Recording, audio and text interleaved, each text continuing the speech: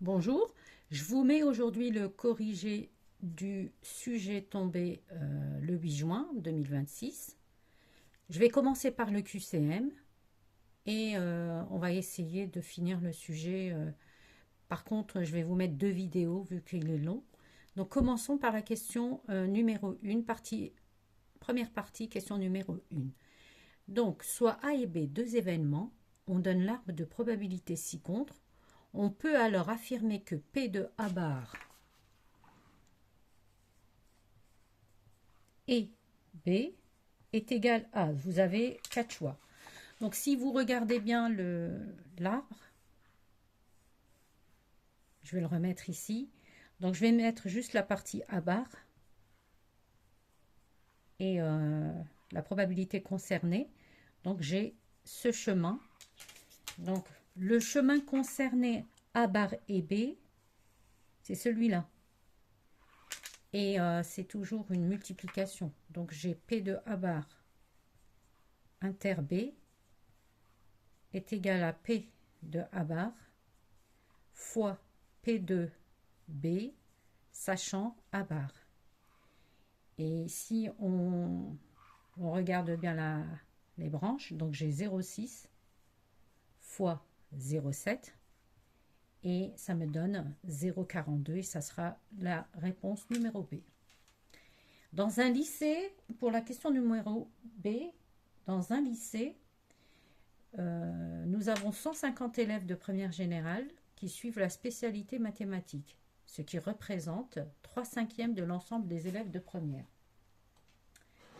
Donc ici, les 3/5 représentent 150 élèves. Donc ici, vous avez le choix entre faire un petit tableau de proportionnalité ou une petite règle en 3.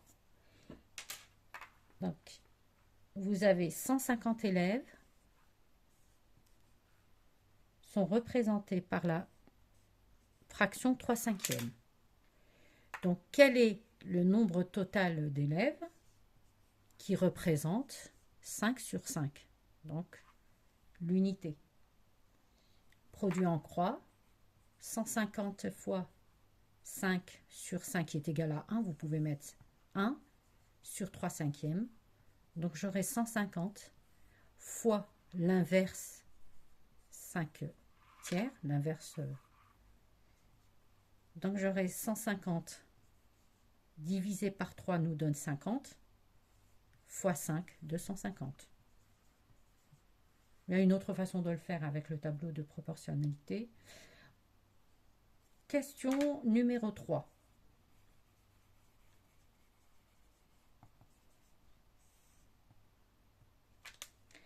On considère les nombres A qui est égal à 1 tiers, B qui est égal à 5/6 et on vous demande de calculer A sur B plus 1. Donc là, nous avons des fractions. On va faire attention. Alors, je vais effacer quand même la première partie si vous avez réussi.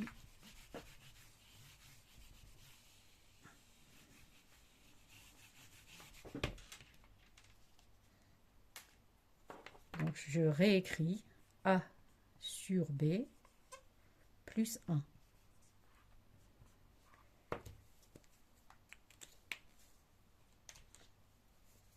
A étant égal à 1 tiers, fais attention à la fraction, la grande fraction, B égale à 5/6 plus 1. Donc là, j'ai la division entre deux fractions. Donc, il nous donne 1 tiers fois l'inverse de la deuxième, plus 1. 6 sur 3, c'est 2.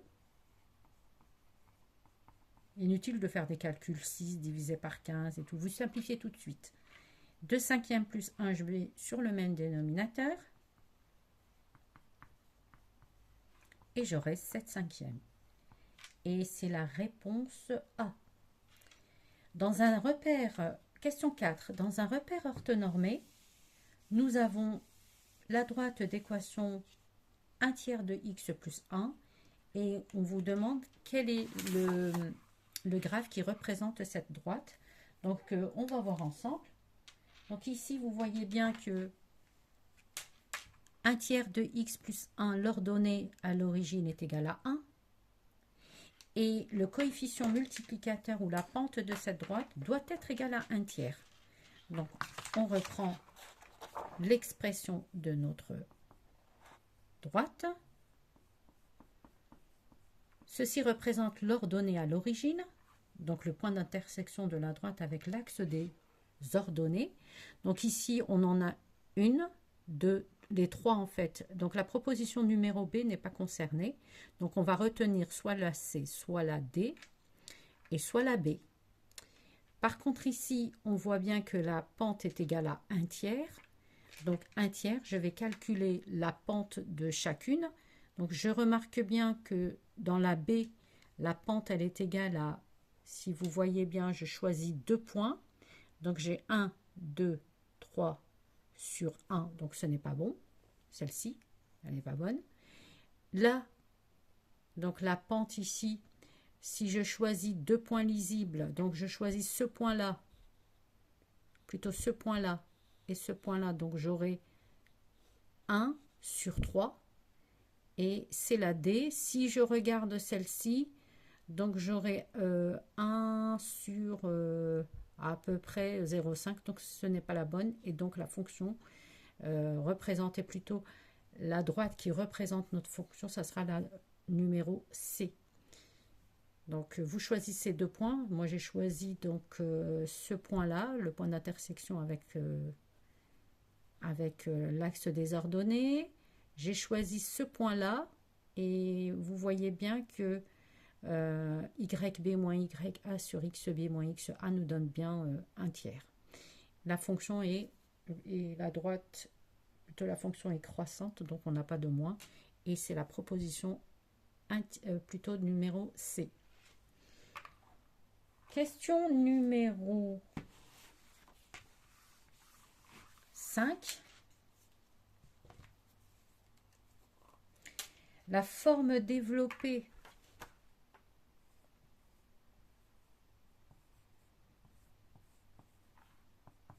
donc là je sais que A moins B le tout au carré, on a une identité remarquable qui est égale à A carré plus B carré moins 2AB. Ici A égale à X cube et B égale à 1. Donc, j'applique bêtement la formule. Donc, x cube moins 1 le tout au carré me donne A au carré. Donc, c'est x cube le tout au carré plus 1 au carré moins 2 fois x cube fois 1. Et du coup, j'obtiens x à la puissance 6 plus 1 moins 2x cube. Et la proposition, ça sera la proposition numéro B qui convient le plutôt, alors je la vois pas, oui, numéro B. Donc c'est x6 moins 2x cube plus 1. Maintenant, j'aurai la question 6. Et ça, c'est des questions qui se répètent souvent. Donc faites attention à ce chapitre que vous avez déjà fait en seconde. L'évolution globale qui correspond à une hausse de 20% puis une baisse de 50% est une baisse de soit 10%, soit 30%, soit 40% ou 60%. Donc on va faire ensemble le calcul. Donc j'ai un objet qui subit une hausse de 20%. Donc il passe de l'état 1 à l'état 2, puis état 3. Et il subit une baisse de 50%. Donc, en tant que coefficient multiplicateur, donc le CM global, ça sera le CM1, donc état de 1 à 2, fois CM2. Donc je passe de 1 à 2 en multipliant la quantité 1 par CM1, puis de 2 à 3 en multipliant 2 par CM2. Donc le CM global, ça sera CM1 qui est égal à 1 plus T1 sur 100 fois 1 plus T2 sur 100. Nous avons une augmentation, donc le CM1 sera supérieur à 1, donc j'aurai 1,20, donc 20 sur 100, et T2, j'aurai une diminution, donc j'aurai 1 moins 50 sur 100. Coefficient multiplicateur numéro 2, donc j'aurai 1 moins 58%, c'est 0,5. Et j'obtiens 1,20 fois 0,5, 0,6. Donc ça, c'est le coefficient multiplicateur, mais on cherche l'évolution globale. Donc je sais que Cm, par définition, il est égal à 1 plus T sur 100. Donc le Cm, j'ai trouvé que c'était 0,60. Donc on résout une équation et on cherche le T. Donc T sur 100 est égal à 0,6 moins 1 moins 0,4.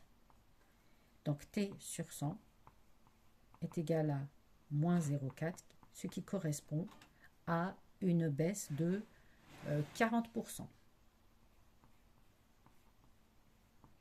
Et ça sera à une hausse puis une baisse, donc je retiens la proposition numéro C. Question, donc là on va tourner la page et on aura la question numéro 6 et on aura bientôt fini la partie numéro 1, le QCM. Question numéro 6, donc ici plutôt 7. Donc là, on a un tableau où on a des élèves qui suivent la spécialité mathématiques. On a des élèves de moins de 16 ans et plus de 16 ans, donc qui représentent par contre la totalité des élèves dans cette classe de première et de 25. Donc nous allons ensemble réécrire ce tableau et essayer de le remplir, parce que sans ça, on ne pourra pas répondre aux questions. Donc, je vais rajouter une ligne et aussi une case. Je n'ai pas très bien fait mon tableau, mais bon. Donc ici, j'ai les élèves qui suivent la spécialité maths. Je vais écrire juste ça. Les élèves qui ne suivent pas la spécialité mathématique, je vais noter M bar. Les élèves qui ont 16 ans au moins et plus de 16 ans. Et là, je rajoute le total. Et là aussi, je rajoute le total. Donc, les élèves qui suivent la spécialité mathématique, ils ont 16 ans au moins, ils sont 8. Là, ils sont 7. Là, on a 4. Et là, par contre, la totalité est de 25. Donc là, je vais remplir mon tableau. Donc, il me manque une petite case ici. Donc, je vais y aller tout doucement. 7 plus 4, 11. 25 moins 11 ici, donc j'aurai 14. 14 moins 8, donc là, 14, pour avoir ce nombre-là, donc ici, je vais avoir 6. 8 plus 6, 14. Et là, je remplis le 10. 8 plus 7, 15. Et je vérifie si la totalité me donne 25. Donc, j'ai bien 15 plus 10, 25. 14 plus 11, 25. Et tout est bon. La probabilité que ce soit un élève qui suive la spécialité mathématique sachant qu'il est âgé de plus de 16 ans, donc c'est une probabilité qui va s'écrire sous cette forme-là, P de M, donc il suit la spécialité mathématique, sachant qu'il a plus de 16 ans. Je vais mettre 16 et plus. Donc cette probabilité par définition, c'est P de M et 16 plus, donc c'est la probabilité qu'il suive la spécialité mathématique et qu'il ait plus de 16 ans, sur la probabilité d'avoir 16 ans et plus. Donc là, je vais faire un calcul. La probabilité, je vais mettre deux fractions, la probabilité qu'il suit la spécialité, qu'il ait plus de 16 ans, donc là, je vais aller la choisir, je vais aller la chercher, plus de 16 ans, donc c'est 6 sur 25. Et la probabilité d'avoir 16 ans ou plus, donc là, je vais voir la totalité, c'est 10 sur 25. Quand je fais le calcul, j'ai 6 sur 25 fois l'inverse 25 dixièmes. Il y a le 25 qui va partir avec le 25 et j'obtiens 6 dixièmes qui est égal à 3 cinquièmes. Et ça sera la proposition donc numéro D. Soit x et y deux réels, question numéro 8, soit x et y deux réels strictement positifs, sachant que x égale à 5 plus 2 plus y, on vous demande de calculer, de retrouver la valeur de y. Donc j'ai x qui est égal à 5 plus 2 plus y, donc on cherche à isoler y. Rien de plus simple, on fait un produit en croix. Je mets x égale sur 1, et je mets x fois 2 plus y est égal à 5 fois 1. Alors certains ne vont pas faire ça, ils vont basculer le deuxième membre ici avec un moins, on va mettre sur le même dénominateur, égale 0, donc une fraction est nulle si seulement si le numérateur l'est et le dénominateur ne l'est pas, et on va retrouver la même chose.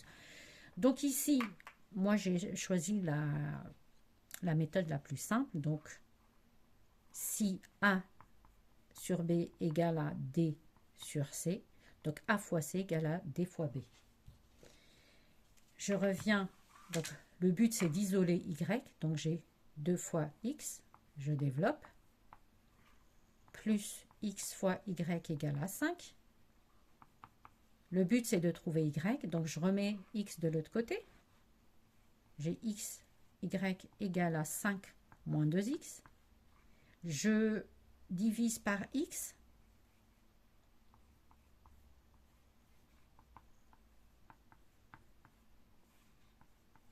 Donc j'obtiens bien y égale à 5 moins 2x sur x, qui est égal aussi, si je sépare les fractions, 5 sur x moins 2x sur x, et il est égal à 5 sur x moins 2. Et ça sera la proposition numéro D.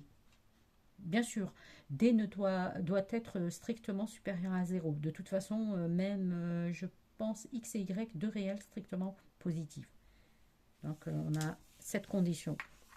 Sinon, on ne peut pas diviser par x. Voilà, je vous mets la deuxième partie du corrigé dans une autre vidéo. Donc, numéro 1, et ça concerne les suites.